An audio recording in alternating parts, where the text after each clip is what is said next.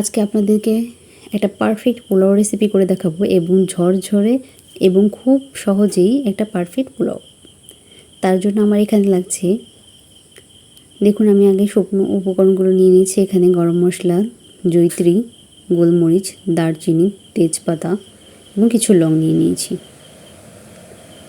এখানে আমি রাইস কুকারে পানিটা আগে থেকে একটু ফুটিয়ে নিয়েছি এবং সেই মশলাগুলো দিয়ে দিয়েছি। এখানে স্বাদমতো লবণ এবং সয়াবিন তেল এবং সাথে কিছু পরিমাণ ঘিও দিয়ে দিয়েছি।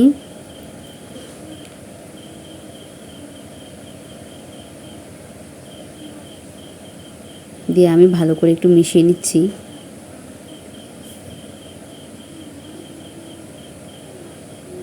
মেশানো হয়ে গেলে আমি আগে থেকে এখানে পোলাও চাউল ধুয়ে রেখেছিলাম। দেখুন কতটা ঝরঝরে, একটুও পানি নেই।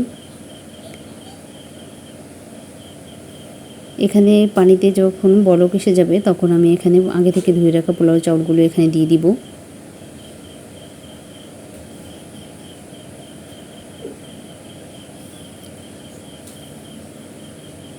ভালো করে একটু মিশিয়ে নিব।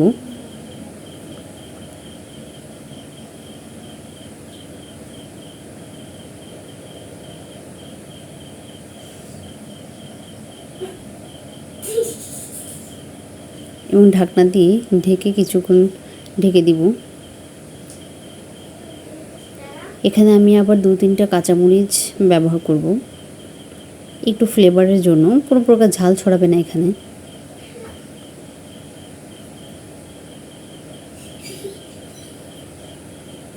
আমি ভালো করে এটাকে নেড়ে মিশিয়ে নিচ্ছি।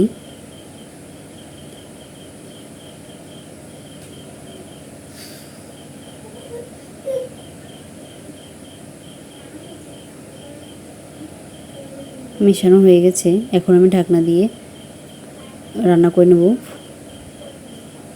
দেখুন আমার রান্না হয়ে গেছে, আমি এটাকে এখন সার্ভ করে নিয়েছি। কতটা ঝরঝরে এবং পারফেক্ট হয়েছে দেখলে আসলে বোঝা যাচ্ছে।